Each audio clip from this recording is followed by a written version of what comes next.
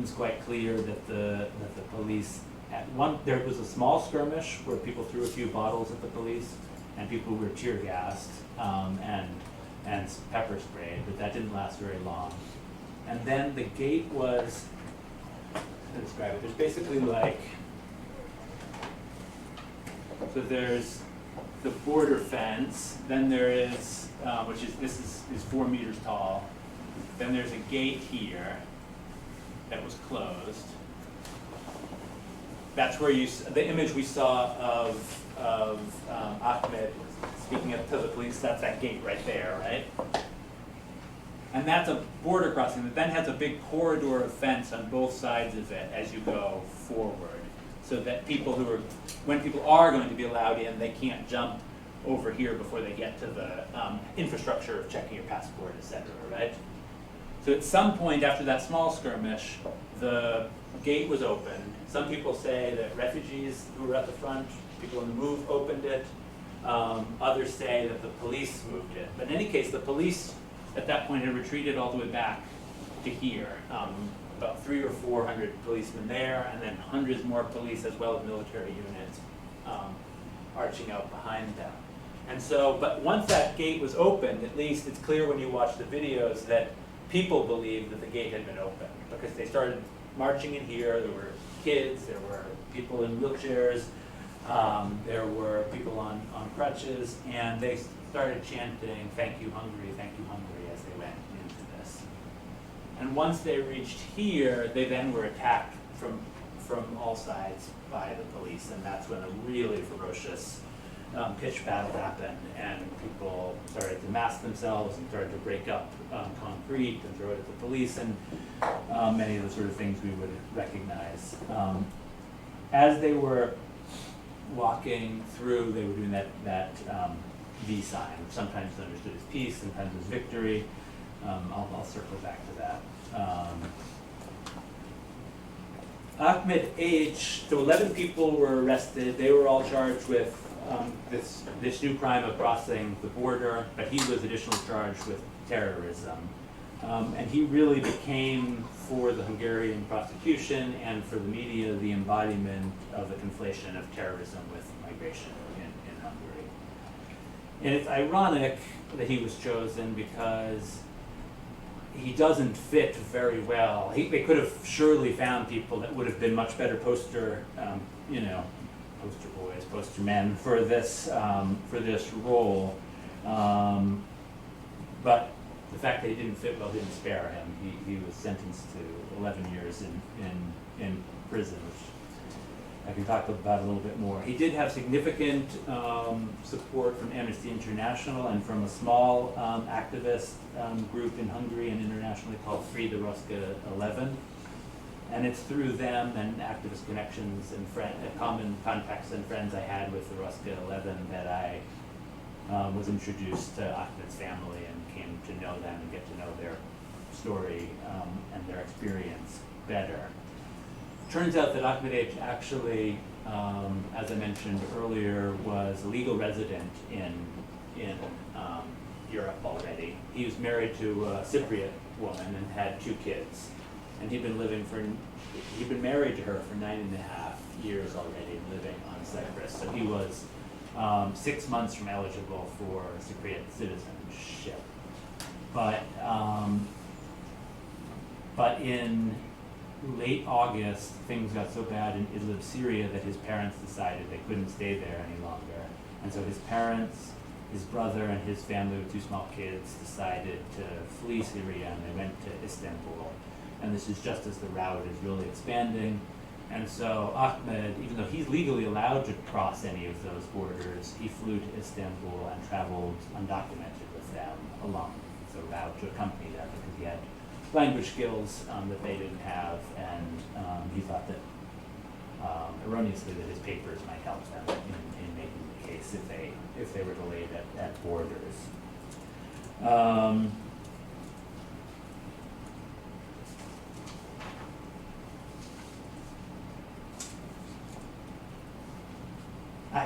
This is kind of an aside, but I actually think it's politically and analytically important. We didn't interview, his parents were actually also among the 11 that were arrested, and they were held for 8 months in jail. They're both, brother has diabetes and is partially blind, and the father is in quite bad health as well. They really deteriorated in jail. They were then on medical grounds released early, and they were given international protection in Germany, and so they moved to Germany. So I met them in Germany and had an interview with them. So I would like to Yeah. have some Please. clarification here. So, Yeah. so you mean that Ahmed has the legal documents for his family?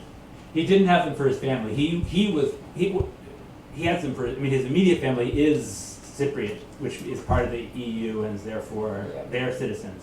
His extended family didn't have legal documents. Okay. He was legally able as a permanent resident to cross those borders, but he hoped that would somehow help his parents. And anyway, he felt that he knew Europe and knew enough languages, that both Greek and English, that would be able to help them on that journey. So that's why he went.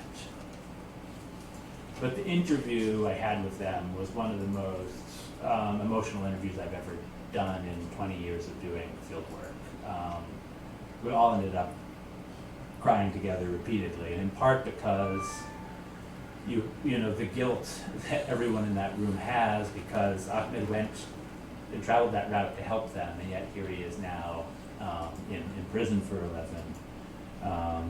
11 years. But also, and this was repeatedly the case, when people would describe how frightening it was to do the boat journey from the Turkish coast to the Greek islands, they would feel that they had taken such enormous risks to reach Europe that kind of gave a special charge to the challenges to the borders that they then made. And I also think we can see, there's a couple of things from Ahmed's family's case that we can see that give in a kind of individual and granular scale things that are true of the larger route. And that is, one, that clandestine travel of people on the move is the foundation for the Balkan route, is invisible border struggles. And that those then become the foundation for more visible forms when the invisible forms come to be blocked, or people are moving on such a large scale that they come to be assemblies large enough that they can challenge authorities or take political action. But the other thing we see, and this is why I sort of mentioned the emotional intensity of those interviews, is that they show the depth of individual, familial, and social commitments that put people on the move, right? And that put them on a collision course with the borders, right? I mean, you can imagine if people have had these experiences and then they reach a border where they think they're almost going to make it after having gone through all that, and then they realize that they can't make it. The other thing that maybe we can talk about a little bit, if there's time in discussion, is there's a kind of climate of shamelessness around this travel that is, I think, actually also analytically interesting. Namely, people don't show any shame that they are making these illegal border crossings. Later, when there's repression and the route is closed, that won't be the case, but in this open period of the route, which lasts almost a year in many places, you can just walk down the street, see people who are clearly traveling with backpacks and are non-white in a completely white country, in the post-socialist Yugoslavia, and just talk to them, and they'll tell you, oh yeah, we tried to cross the border 3 times illegally, we're going to try again tomorrow. And there's just no shame about that, no hiding that. And if they talk about shame, it's only the shame for the people who've mistreated them along the route or who have pushed them back across those borders. So I think there's a kind of a climate of shamelessness that's interesting to think about. Okay, I'm getting into conclusions finally. And then we should have lots of time for discussion. In reviewing a host of varied migrant struggles, not just the kind I'm talking about, but labor struggles, housing struggles, all different kinds of migrant struggles, political scientist Peter Nyers has said that, quote, migration poses some deep challenges to classic questions about politics. What counts as political activity? Who is a member of the political community? Who can be considered a political subject? End quote. he asserts that we must struggle to answer such questions because the, quote, ontology of sovereignty and state citizenship does not adequately explain the political lives of migrants, end quote. And I think that the Razsa riots raise all these questions, especially in their dramatic contrast to the national sovereignty and exclusionary state citizenship that they're facing off with at that border, right? In other contexts, when I've worked with migrant laborers in Slovenia or in Croatia and organizing efforts there, I've used the idea of insurgent citizenship. It's an idea that James Holston developed in his research on favelas in Brazil. And he's looking at the ways that squatters and informal settlements, people who built houses, self-built their houses in these illegal, unofficial neighborhoods, would then politically organize to push the city to recognize what they had done and attach them to various city services, or to include them on the city voting rolls, which they did without legal address they wouldn't have, etc. And he calls this insurgent citizenship because it's people who don't formally even have residence in the city, right, and don't have legal sanction to be acting politically, and yet they're struggling to make political claims and to be active citizens. And I translated that into the context in which, say migrant laborers are trying to assert that they should be included in labor protections or, pension schemes or things like that as another form of insurgent citizenship. But that really doesn't make sense for the Balkan route. People are not, they may come to have those struggles, or some of them who get trapped, as people do all along the Balkan route, their struggle for mobility may turn into a struggle for residence, and some of those insurgent citizenship practices may come on. But I do think in a place like Razsa, we do see really clearly that what's being demanded is not participation, but again, it's a claim to be able to move, right? A claim to movement. And so it's for that reason that we're thinking about the project as insurgent mobility rather than insurgent citizenship.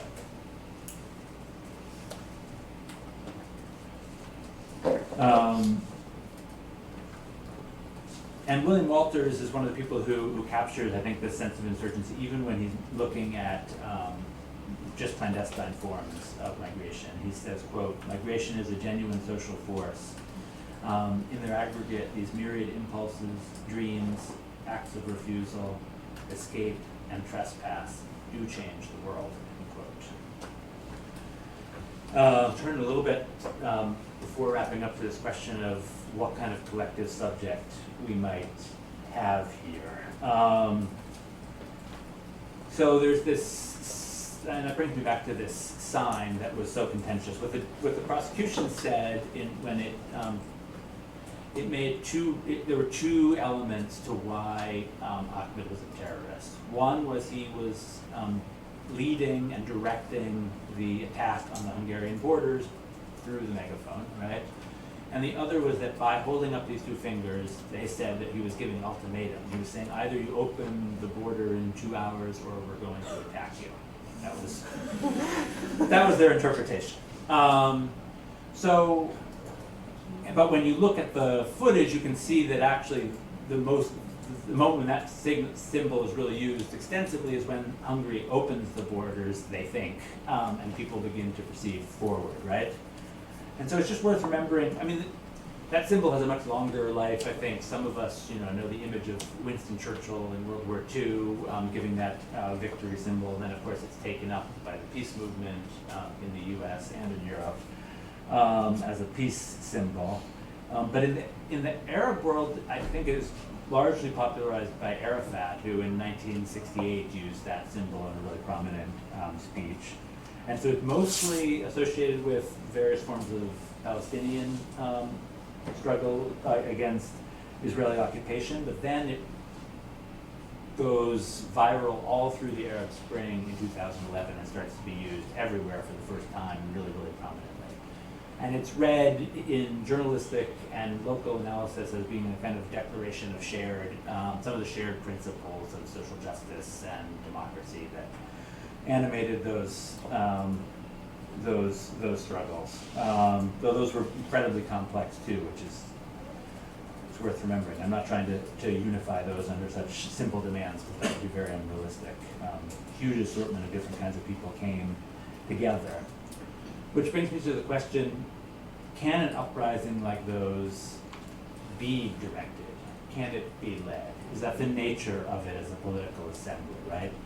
What's implied by the prosecution is that this, in the invasion metaphor, is that this is an organized attack on the Hungarian state. And I don't want to say it isn't organized in some sense, or that it isn't in direct confrontation with the state, but it's not an invasion in any army metaphor sense. There's nothing like the disciplined hierarchical command structure of an army, right?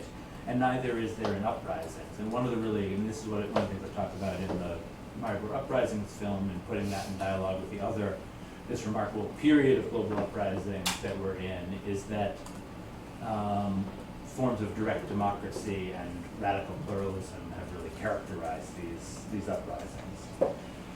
That doesn't mean to romanticize it. There are enormous limits to this, which we can talk about too. But it's first just to say that these are definitely, by and large, leaderless, or not, at least there are figures who come to the fore, but they are not in a position to command anyone, right?